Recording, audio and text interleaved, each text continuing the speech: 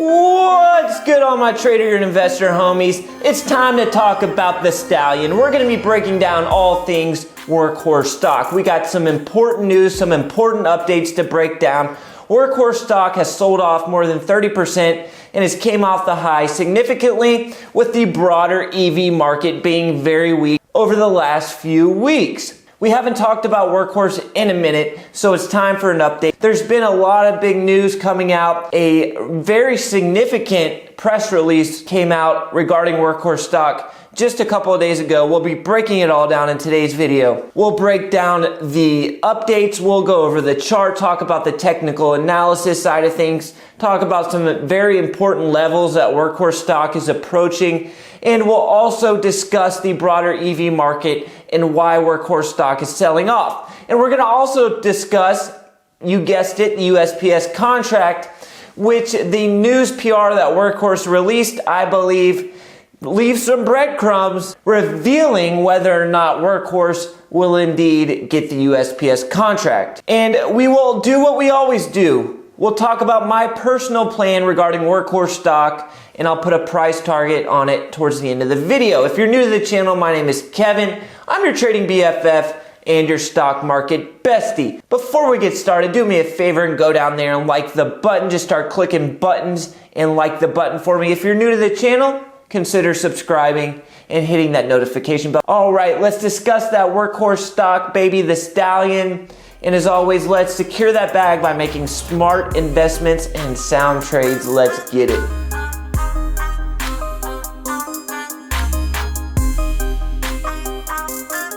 All right. Let's talk about Workhorse, baby. We haven't talked about Workhorse in a minute. It's been a few weeks, and there's been a lot of news, a lot of updates, a lot of very important news that we're going to talk about today regarding some breadcrumbs that are being left regarding the USPS contract. Also, we've sold off quite a bit over the last couple of weeks. We've had about a 30% pullback in Workhorse stock off of the highs.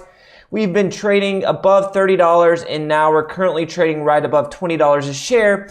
But Workhorse isn't alone, as the overall EV sector has pulled back substantially. So we're going to break down this major news, and we're also going to break down the chart and go over some technical analysis.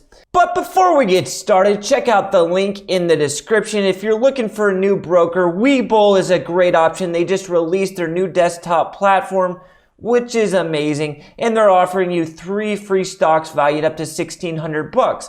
So at the end of the video, if you're looking for a new broker, if you use my link, Webull will give you 3 free stocks when you make your first deposit of $100 or more. So let's start with the least significant news first and work our way to the more important stuff further on down the video. All right, so Workhorse stock was upgraded by Zacks, which is an analyst company. They provide a paid service where their subscribers can get their recommendations on stocks to buy. It's a pretty well-known analyst service, right? So Zacks is basically upgrading Workhorse, saying that they expect the earnings revenue to increase quarter over quarter in the next few earnings reports. I'm not reading too much into this, as I typically don't read much into analyst opinions, honestly, because they're like weathermen. They're usually wrong more than they're right. So I'm not reading too much into this, but it is some news that we needed to go over real quick. Let's move on to some of the more important news. Workhorse has received voucher eligibility from New York State.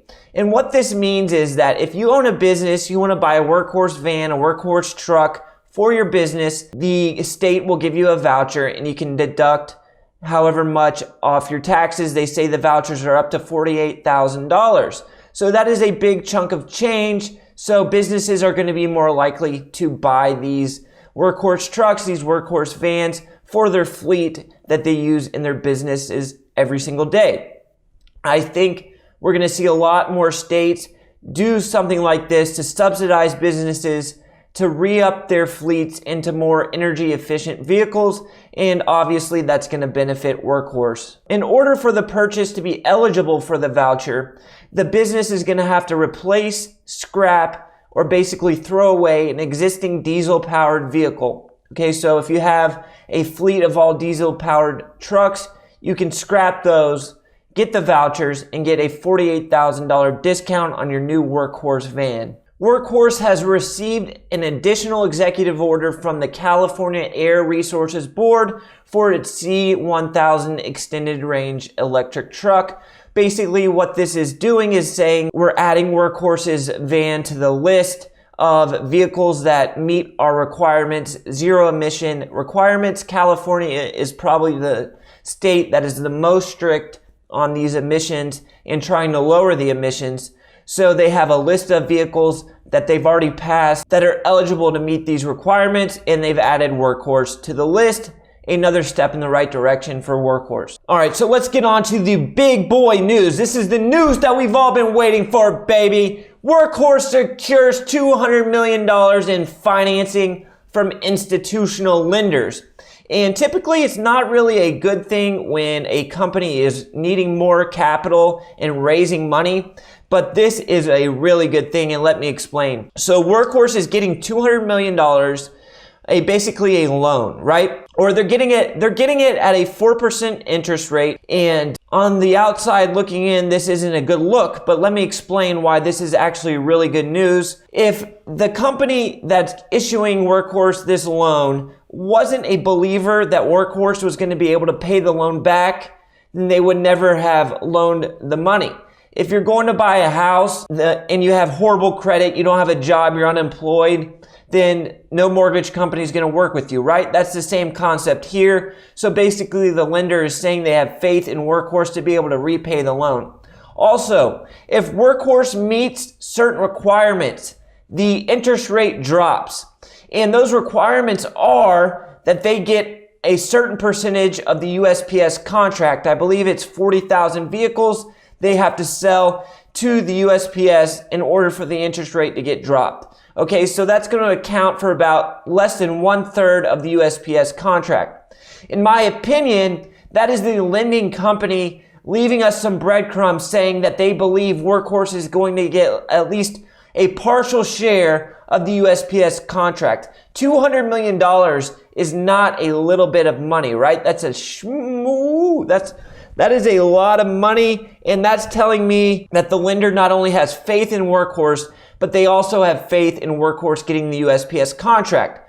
Furthermore, if the lender chooses so, they can exercise the loan and convert it to common stock. And the price of that will be $36.14 per share. So if Workhorse is trading over $36.14, the lender can exercise the loan and say, we just want stock instead of you paying us the loan back. And that's pretty telling, and that tells me that the lender is saying, all right, we think this stock is going up, and we're going to place a $200 million bet on this company to succeed. In my opinion, that's a really good look, and it looks good for the future of Workhorse. Workhorse came out and said that they are going to use the loan to try to build a refrigerated truck to sell to grocery stores and food delivery services. But I believe $200 million, this is going to be used to help increase manufacturing infrastructure for what? Let me think. All right, so why has Workhorse been selling off? And then we'll break down the levels. We'll break down the chart. I'll talk about where I think this stock is headed in the next 10 months. We'll put a 10-month price target on it.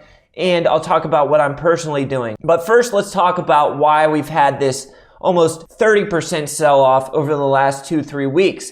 And it's simple, right? You have the stock market isn't just going to go, any stock isn't just going to go straight up. You make a move up, you pull back, you relax for a couple weeks, maybe a couple months, then you make the next move up, you relax, and then you make the next move up.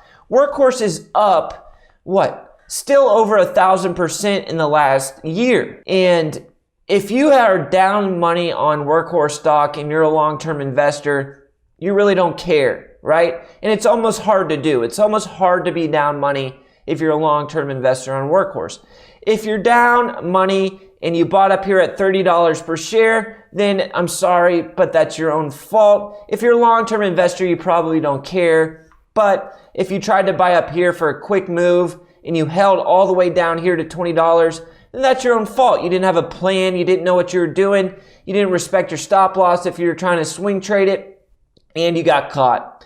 So there's been a lot of people talking really negative about the whole EV sector as a whole, Workhorse, Hyliion in particular, and I just don't get it. They've made massive moves. They're pulling back a little bit. It's normal. Also, we can see that insiders have been selling shares like left and right. They've sold literally hundreds of thousands of shares, and you don't blame them because they got those shares for almost nothing, and they're taking some profit. They want to cash in. They put in some work, and their company's doing well. They want to cash in, and I don't blame them. All right, so let's break down the chart. We'll break down some very key levels, and then I'll talk about my price target. So we cracked this very significant level here at the $23 area, and we're currently coming down and testing this consolidation that we had, a very key volume area on the chart, a lot of volume traded in that $15 to $20 area. So I think this area will act as support. From $17 to $20 is going to be a very key area of support. So I see us bouncing off that level and retesting the highs. We could shop around for the next couple of weeks until the contract is announced and then make the real move. Also, we can see on the RSI that we're oversold, so I expect us to start leveling back out and heading back higher. I put a 12-month price target on this if we don't get any of the USPS contract, and I consider that to be a very slim percentage chance. If you're a betting man, I'd put that at like 90%. It doesn't happen. I'd say this thing goes back down to $10, right? There's definitely risk here that if Workhorse doesn't get any of the contract, you're going to get a pretty strong move down. But if they do, let's say they get 50, 60% of the contract, I think this thing easily breaks all-time highs and heads and makes new all-time highs. My plan with this thing is I'm still holding strong, baby. I'm in this one for the long haul. I think this is a $50, $60 stock in a couple years, so I really don't care about the short-term noise, and I'm in this thing for the long haul. If you guys got something from the video, make sure you do me a big favor and like the button. If you're not yet a subscriber, consider subscribing and turning on the notifications so you get alerted every time I post a video. I'll catch you guys in the next one. Until next time, peace.